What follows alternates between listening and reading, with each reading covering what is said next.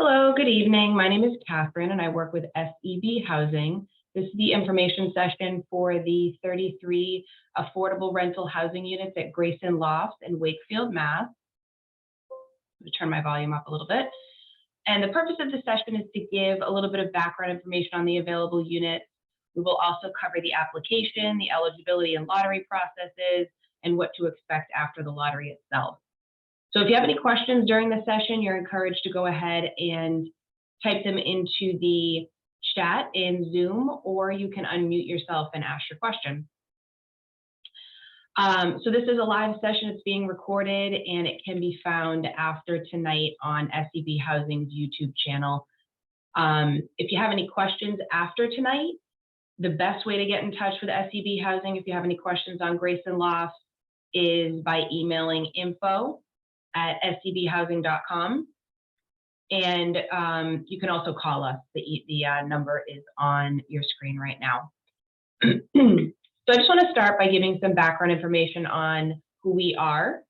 We are an off-site, SEB Housing is an off-site affordable housing consulting group. We're not the on-site management team or the leasing office for the building.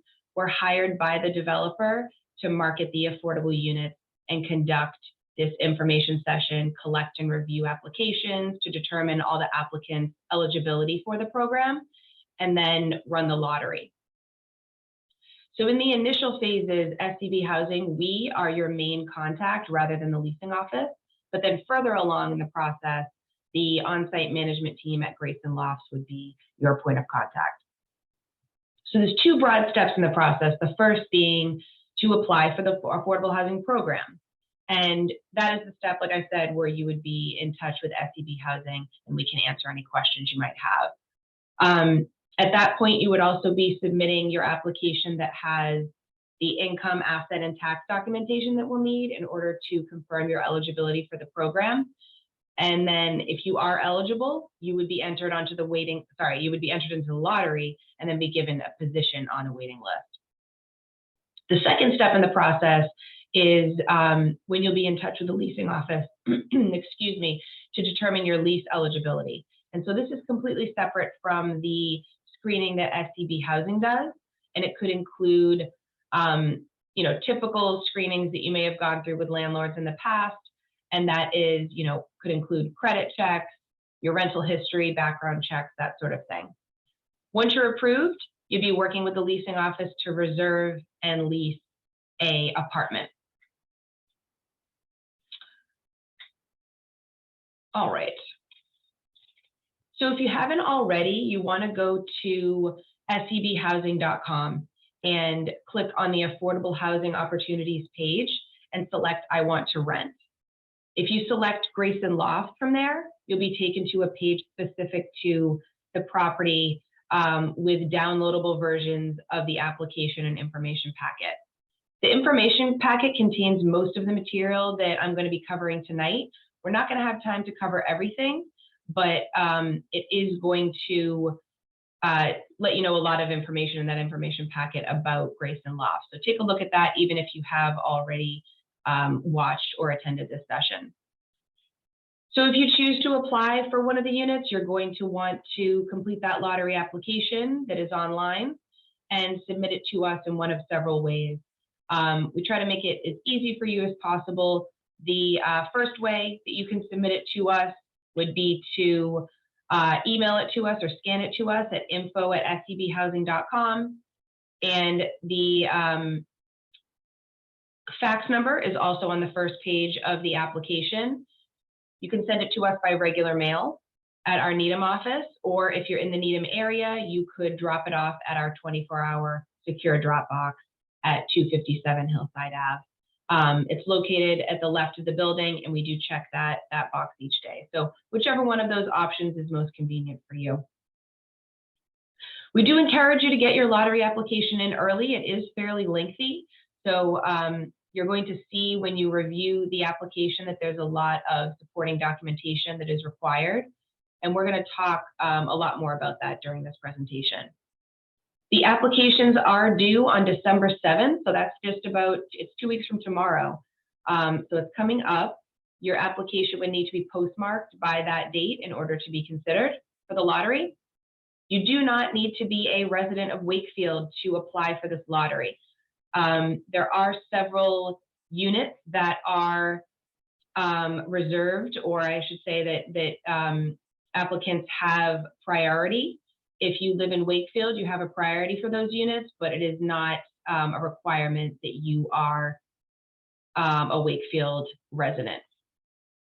Just give me one moment here. Okay. All right, so for some background on the apartments themselves, so they do have a website. I've put it up here, graysonlofts.com. You can check out their website. It has a little bit more about the full list of amenities, floor plans, that sort of thing that you may not see in the information packet. So check that out if you haven't already. So Grayson Lofts, it's a brand new community in Wakefield, and it's going to have a total of 184 apartments, with 33 of those being affordable. Those 33 apartments will be rented to households with incomes at or below 80% of the area median income through this application process. And prospective residents will be able to choose from their own apartment finishes. So there are distinct areas of this property, some of which are located in the historic part of the building, which is going to have wood beams and exposed brick, or there are new units that are built above the historic building, which feature a more modern finishes. So whichever of those you prefer. Community amenities include a fitness center, a courtyard with grills and bocce ball, and an on-site parking garage and dog park. There's a package concierge and a clubhouse lounge. The units themselves feature stainless steel appliances, closet systems, and a keyless key fob entry. The community itself is located very close to the Wakefield MBTA station, as well as Wakefield's main street. So you're going to have easy access to Boston, as well as access to shopping and restaurants in the area. The rents that are being charged are considerably less than the market rent units within the development. The affordable units that are being offered are studio, 1-bedroom, and 2-bedroom apartments. There are 12 affordable studio apartments that are going to have 647 square feet, and they're going to be renting for $1,753. One of those studio apartments is considered disabled accessible and has features for persons with mobility impairments. There's 10 1-bedroom apartments. They're going to feature 803 square feet, and they're going to rent for $1,963. And then there's 11 2-bedroom apartments, which are going to feature just over 1,000 square feet, 1,060 square feet, and they're going to rent for $2,169. 2 of those 2-bedroom apartments are considered disabled accessible and have features for persons with mobility impairment. Tenants are responsible for all utilities, and the heating, hot water, and cooking are all electric. The management team at Grayson Lofts has confirmed that the units are currently available. So the property will be available for tours and unit reservation immediately following the lottery. This particular affordable housing opportunity is not subsidized housing. So the affordable rent amounts are not set based on an applicant's income or financial circumstances. So this means that the rent doesn't change if your income changes. These are set rent amounts. The rents for the housing program are set using a formula that is based on HUD's, which is Housing and Urban Development's area median income for Boston. And that is where Wakefield falls, in the Boston area. And they're set with the idea that the amount should be affordable to households making up to 80% of area median income. The rent may increase one time per year, and that typically occurs around the time that HUD revises their area median incomes, which is each spring, usually in April. Advance notice would always be given to a tenant whenever the rent increase occurs, and it usually increases by a modest amount, no more than $25 or $75. The rents, though, would never change within the middle of your lease term. So if you're signed in for a lease term, the rents are not going to change within that term. So the affordable units at Grayson Lofts were selected by the owner and were approved by the state. So the Department of Housing and Community Development has signed off on the unit selections, and they are representative of the units in the building as a whole. So what this means is they're not the smallest, they're not all tucked away in one location of the property, and they're not identifiable as affordable units in any way. And so since it's possible that there are going to be more interested and eligible applicants than there are available units, the apartments are going to be made available through a lottery process. And only to households that qualify, meaning that they have their household income is at or below that 8% threshold. And I'm going to talk about the income limits as well in just a few minutes.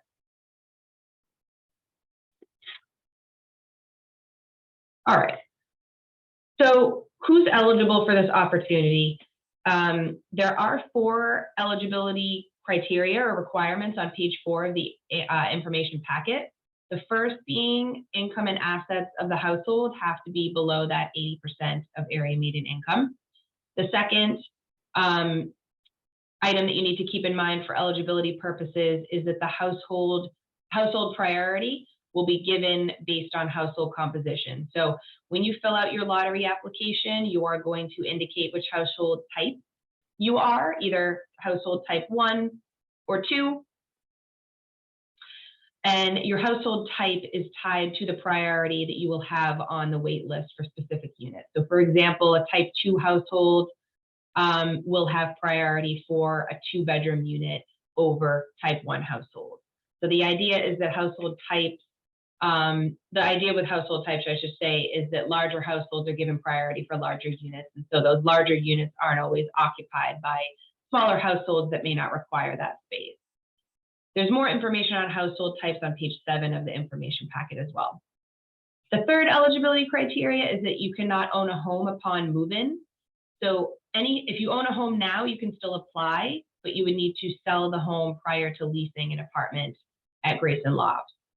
The fourth eligibility criteria, which doesn't come up very often either, is that you cannot have financial interest or be a related party. So if you work for the owner, or if you know the developer or related to them in some way, you may not be eligible for this lottery.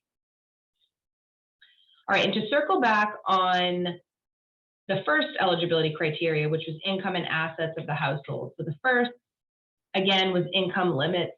Since these affordable units are being made available at lower than market rate prices, they are only going to be made available to households that qualify for the affordable housing program and have that their income below the maximum income limit. Again, on your screen, you'll see that the maximum income limits are listed here. So if you're a household of 1, the maximum income limit is $78,300. That's actually a typo there. It should be $78,300. If your household size is 2 people, $89,500 is the total household income. That's the maximum, and so on. So all applicants, all households are going to be required to submit supporting income, asset, and tax documentation.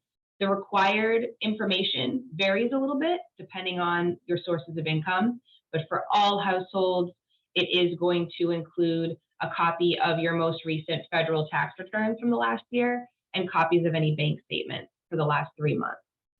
Section 2 of the application is very detailed, and it lists all of the information that you're going to need to verify, that we're going to need to verify this, according to your specific income sources. So for example, if you're employed, how many pay stubs that we're going to need. And then just to give you a basic overview about how your income will be counted, we count it as a projection of your income over the next 12 months for all household members. So this includes bonuses and overtime. So the only exception to this really is, well, there's 2. The first being income of minors. So anybody under the age of 18 in your household that is working, we're not going to count their wages. If you have a 16-year-old, for example, that's working, we won't be counting their wages towards your total household income. The second is dependent full-time students who are working. We would only be counting the first $480 annually when we're determining eligibility. So if a full-time student that's dependent is working, again, we're only going to count the 480. We are required to count gross income, not net income, so the amount that you make before taxes. Although you don't take home that full amount of your salary, the program does require that we count the gross income. So everyone's income circumstances are unique. There's going to be some households who have a weekly salary. So throughout the year, they're paid consistently throughout the year. And then there's other families, obviously, who have self-employment as their income, or they work seasonally. In those types of circumstances, we may need to look further back into the past in order to come up with a projected anticipated income for the next 12 months. So specifically for applicants who are self-employed, you're going to need to complete a profit and loss statement and provide supporting documentation. There is a template or a sample profit and loss statement included at the end of the application. Your business expenses are going to be considered, but this is only for households who are self-employed, that we would not be counting your gross income. So in general, any income that you have been making, we're going to assume that you will continue to be making it going forward unless we have some sort of definitive documentation stating that you're no longer going to be earning that income source. If you separated from a job that you had in the last year, for example, we would need to confirm that you were no longer working there. Or for example, if you have the same job, but you're going to be making less this year, we would need something from your employer confirming that maybe you're not going to be working the same amount of hours this year, or you're not going to be eligible for bonuses, that sort of thing. We're not permitted, though, to accept statements from applicants. So if all the documentation that we have on file shows that you made $80,000 in the last year, but you are letting us know during the application process that you only plan to make about $60,000 in the coming year, we're still going to need to count the $80,000 unless we have some sort of a written statement or official documentation to prove otherwise. And so the types of income, it's not just wages that we're looking for. You're going to need to fill out the application listing any type of income coming into your household. So, there's a table on the application itself, but to give you an idea of what we're looking at, any wages, whether they're self-employment or wages from an employer, Social Security benefits, child support, alimony, SSDI, unemployment, workman's comp, pension, that sort of thing. And even periodic payments from friends or family, we would need to have confirmation of that, and any assets also that are generating income. You want to write down in your application. There is no minimum income for the affordable housing program. However, most management teams, including the team at Grayson Lofts, wants to be sure that all tenants can afford the rent. So regardless of whether the unit is market or affordable, the management company has set a minimum household income equivalent to 2.5 times the monthly rent. And those amounts are listed in the information packet, but just to give you an idea, if a household is looking to rent a studio apartment, the approximate minimum household income is $52,590. For a one-bedroom, it is $58,950, and for a two-bedroom, it is $65,070. Households with mobile housing vouchers can disregard those minimum incomes that I just listed because they will not apply to you. However, if you do have a mobile housing voucher, you're going to want to check in with the agency that issues that voucher to confirm that the rents are within the agency's payment standards or maximum rent. The leasing office will eventually confirm with your housing authority that the rents are permissible, but it still is going to be best for you to know sooner rather than later if those rents will work. Applicants without a voucher, your household income would need to be between that minimum income floor that I just mentioned and the maximum income limits that are on the screen now. The only exception to this is households with income just below the minimum income limit. If you're a household that has income close to those minimum income limits, but you have liquid assets that you might be able to access in order to afford the rent, your application might be considered by the leasing office. So the minimum income limits are not as strictly enforced.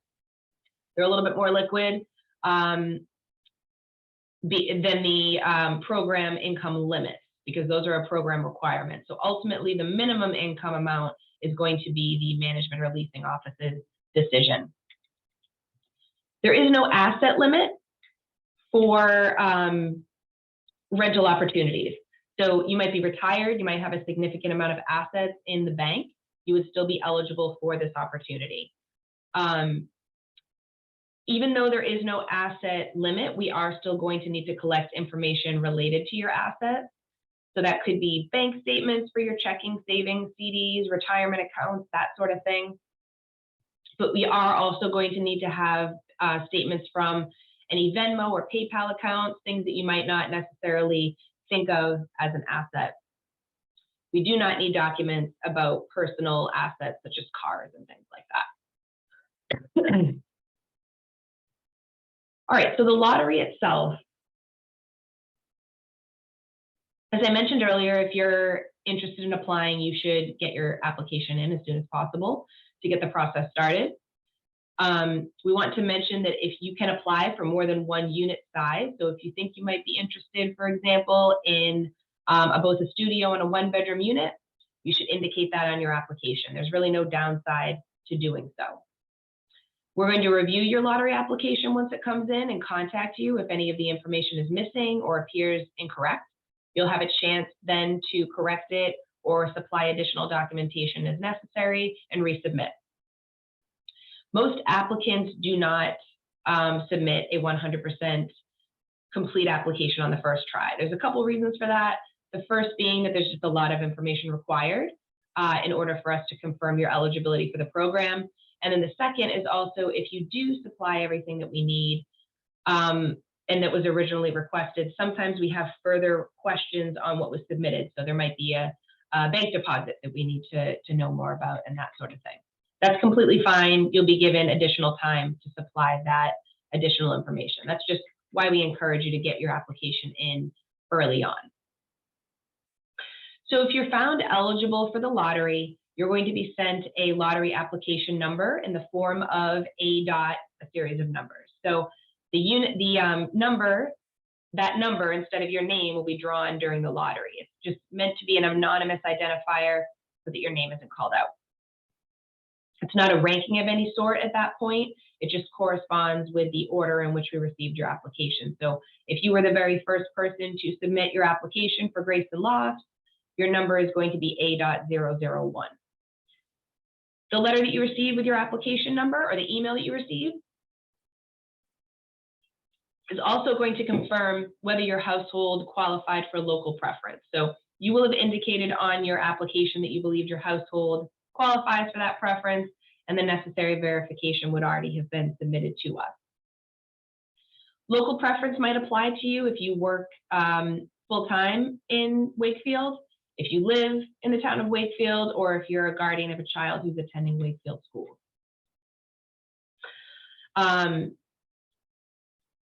Up to 70% of the affordable units at Grayson Lofts will have a local preference, which means that some local preference households will have priority for those units when compared to households who don't have local preference. But also keep in mind that for two-bedroom units, household type and size is weighted more heavily than local preference when we're determining your placement on the wait list. So for example, if you're a type 2 household and you apply for a two-bedroom unit, you're still going to have priority over type 1 local preference household.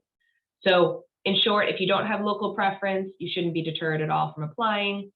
And then there's more information too about local preference on page 17 towards the end of the information packet.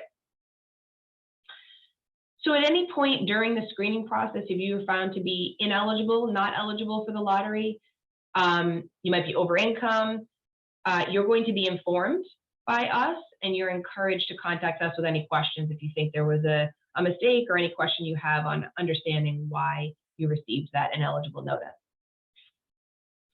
So the lottery itself is going to be held on December 20th.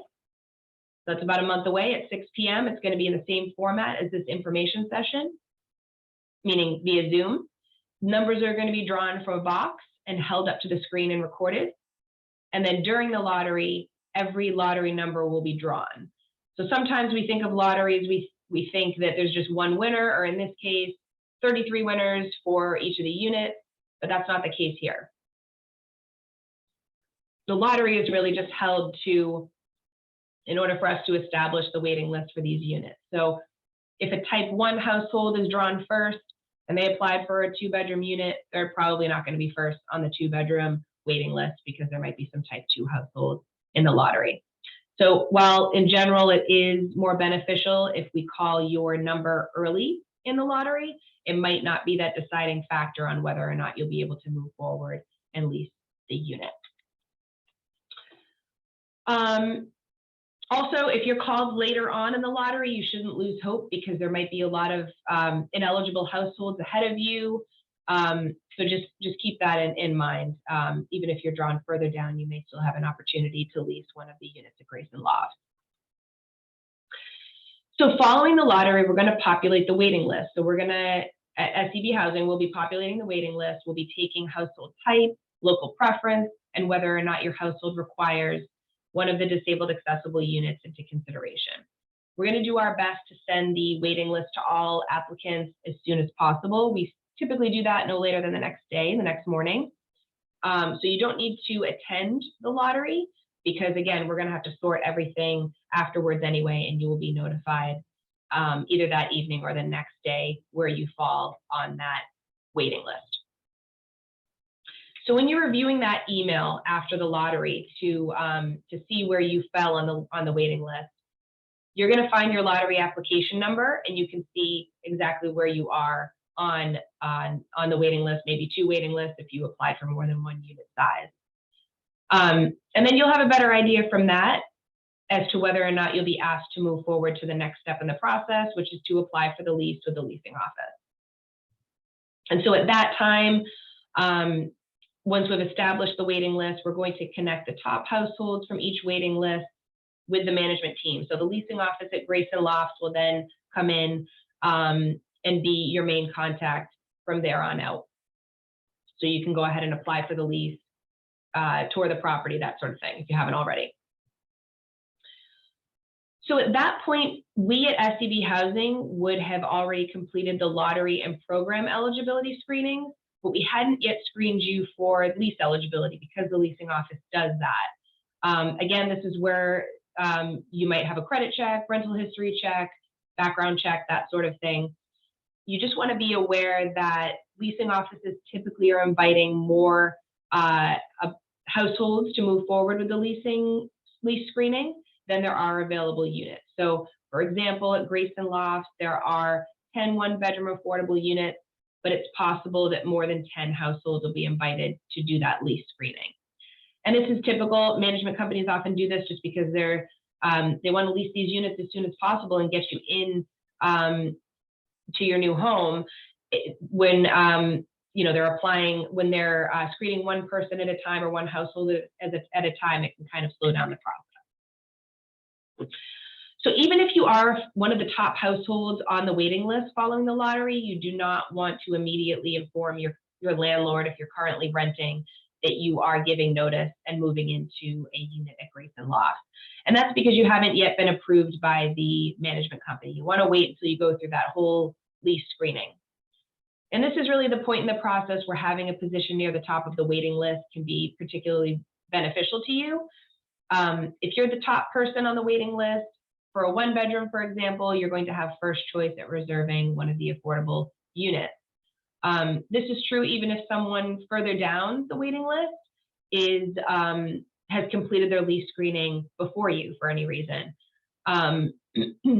The waiting list order is always honored. So if you're the first person on the waiting list, you have the first choice at those 1-bedroom units. You'll be able to tour the units, make your decision based on whatever factors are important to you. It might be, when the lease is available for that particular unit or where it's located in the building. And then the second person on the waiting list will have their second choice of the remaining units, and so on.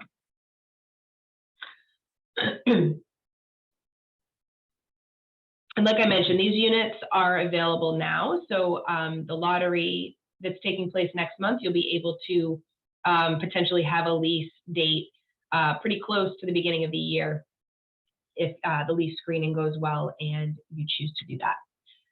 So once you're leased, you are done with income screenings or anything like that until your lease renewal date. So at that point, 1 year from when you first signed the lease, we hope you've been enjoying the unit and you want to continue living there beyond your first year. If you do, you're going to just need to recertify your income with the management office prior to your lease renewal. So we always suggest that you just keep a file as long as you're living in a affordable unit with your income tax asset information. So if during the year your income has increased above the 80% of area median income figures, that's fine.